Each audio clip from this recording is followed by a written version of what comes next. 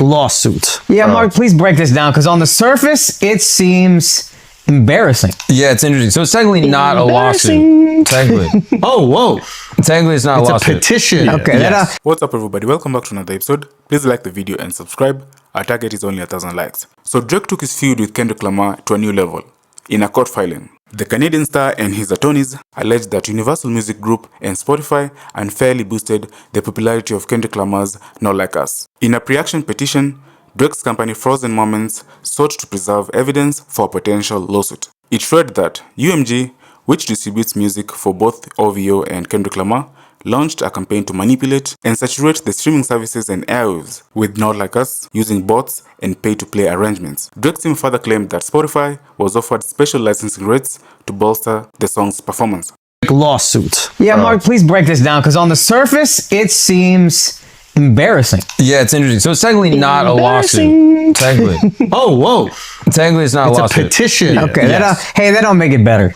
And it's Well, not. technically, that don't make it better. Yeah. Well, I think the headline is like, oh, Drake suing Kendrick Lamar, which is not really true. No, Headline is just suing UMG. Yeah. Right. But I think people commonly see it as like, oh, he's suing Kendrick, which Yeah. is technically, there's like, I don't know the exact terms, I can look it up, but basically like pre-judicial, they're looking for documents. They're suing to get evidence. They're not suing. They're petitioning to get evidence so that they could build a lawsuit. to build a lawsuit if the evidence is there Right. against UMG, and his attorneys are basically claiming that UMG was effectively boosting the streams on Kendrick Lamar's Not Like Us record And how would they do that?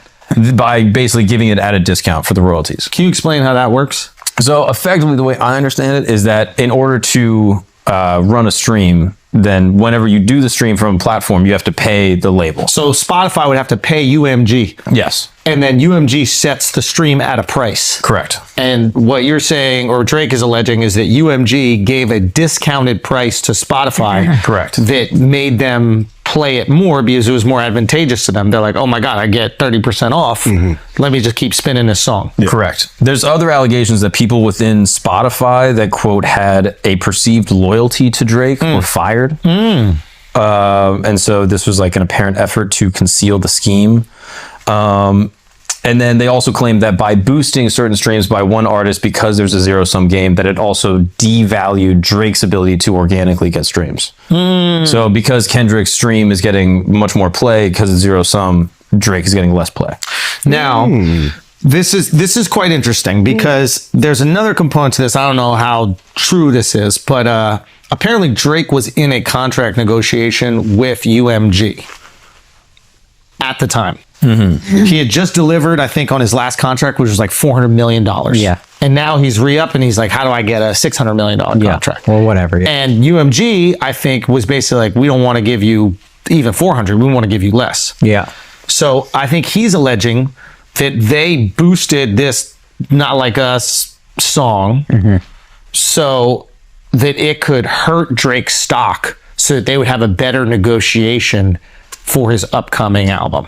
A lot of sports franchises do that. I was about to say 100%. So like, NFL players had a great year. He's about to re-sign and all of a sudden a video comes out of him like doing coke with a hooker. Yeah. And you could make the argument that the team holds on to that information. And then when it's time for contracts, they drop it. Yeah. You've heard this stuff. Yeah. So I think that is, now whether this is true or not, first of all, I mean, obviously suing in a situation like this, you lose all street cred. Also, like, he's being called a pedophile in the song, but didn't he tell Kendrick to call him a pedophile in his earlier song? Yeah. Yeah. He also So it's like, Wait, what do you mean? like he had a bar, like, talk about the video of me kissing the 16-year-old. Oh, like when he tried to Eminem himself, where he like says all the things. And then Kendrick was like, okay. Yeah. And for the record, also, Universal and Spotify said that it's untrue.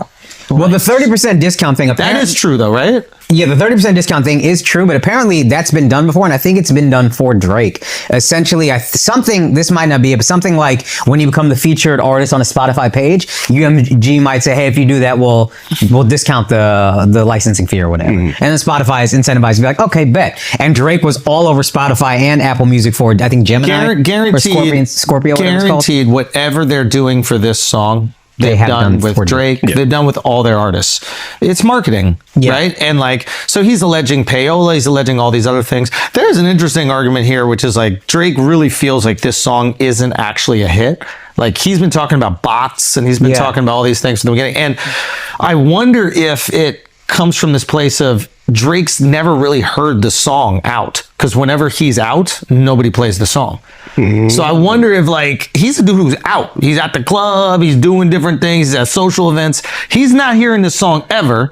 And I wonder if in his mind he's like, I don't think motherfuckers are playing it. Now it's delusional. Yeah. He's also heavy online. He's so all the posts, plugged in. Yeah. So, But there's got to be some disconnect where he would even go bots. He would even. Well, there I are believe bots. all of the allegations that he's claiming Are true. Are true. I But think also every true single for thing- every artist. Yes. Right. think- So you just crying when it happened to you, not when You it benefited favors you. you. But also the nature of it happening is slightly different. Like Totally. him just promoting a standard album is one thing, but this is a direct album that's not just also trying to float, but actively aggressing towards him, right? Like it's actively defaming his reputation. But that is the nature of a rap battle. It's like if they boosted his tailor-made song, Meet the Grams or whatever it is, it would also defame. And I'm fairly certain they boosted Family Matters, and they must have boosted Back to Back. Back to Back slapped. It was a crazy hit. But I'm positive, again, like you said, bots are just everywhere. Yeah. They're just working every song. Back to Back was the fucking song of the year, whatever year it came out. I got a question. Is this their PR company, like a Drake PR company? Like I see this with Drake, I see this with The Weeknd, I see it with a bunch of artists. Every like few days, there's an onslaught of every Instagram page that's like about music has more or less the same post where it's just like Drake is the #1 most listened to artist and whatever, and they all have a different variation of the same post and it all comes out.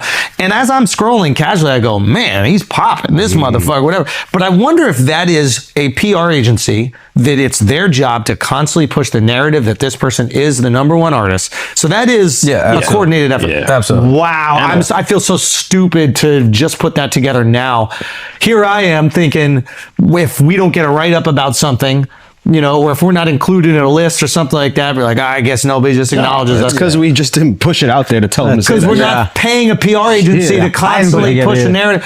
I put together there's certain people. All that stuff, all the Instagram pages, even old print magazines. I think people know, like world, like sexiest man in America. That's all paid, PR. It's all paid. Paid. Yeah. Oh my God. So, but it's effective because I wouldn't even call myself a casual. I'm like pretty into media, and I'm being, I don't want to say duped, but I'm believing the narrative. I'm like, oh my God, this must be the biggest thing in the world. Here we are busting our ass on our own Instagram, hoping people see it.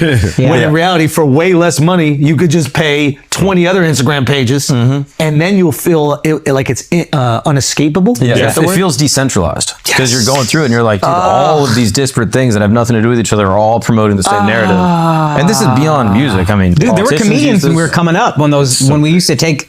We used to really care about those like hottest comedians lists. yeah. There were some comedians that they were funny, sure, but early on they were on every fucking list, and you were like, "What the hell is?" So going they got their agents or their their agents, PR the manager, company. the P whoever. The manager probably boom, boom, boom, boom. But it's the and then you start to buy in. This is the hottest. And a Is lot the of word- those blog Sorry, go. sites, the way they work, it's like you just send it to a couple of the top and then ones. they copy and each then other, all trickle the down. other ones just- Now, yeah. the word is it inescapable? Inescapable. The inescapability of it, I think, is the greatest like motivating factor, because when you see 10 things online, it feels like the biggest story. Yeah. Right? Like honest, what happened with the Kendrick thing? It's like you're online and you see every single post is about it. They're like, oh, Kendrick takes shot at Schulz or whatever. And you're like, oh wow, this feels big. In the grand scheme of things, it's nothing. Nobody gives a flying fuck. Yeah. But the perception, wow. I know I must sound like an absolute retard right now, but if this works with, I was too. I didn't know yet. but like, if this works for like a random narrative around a rap song or a rapper or whatever, imagine what they're feeding to us politically. Imagine what they're feeding to us culturally. Oh yeah, dude. We'll get to it with the Biden In the stuff, but grand you can hear scheme the of things. same line from different media outlets. Sorry, about Joe Biden and defending this exact line. Boom, boom, boom, boom. Everywhere. What'd you say? Decentralization? Yeah. That is where it becomes so effective. Yeah. When it feels like everyone around you shares the opinion. If you don't have the opinion, you go, I must be wrong. Yeah. Yeah, you just automatically conform. Yeah. Bro, you wonder if Kendrick put that lyric in there because he knew you were going to talk about it? Of course. And then you were going to promote the album? Of course.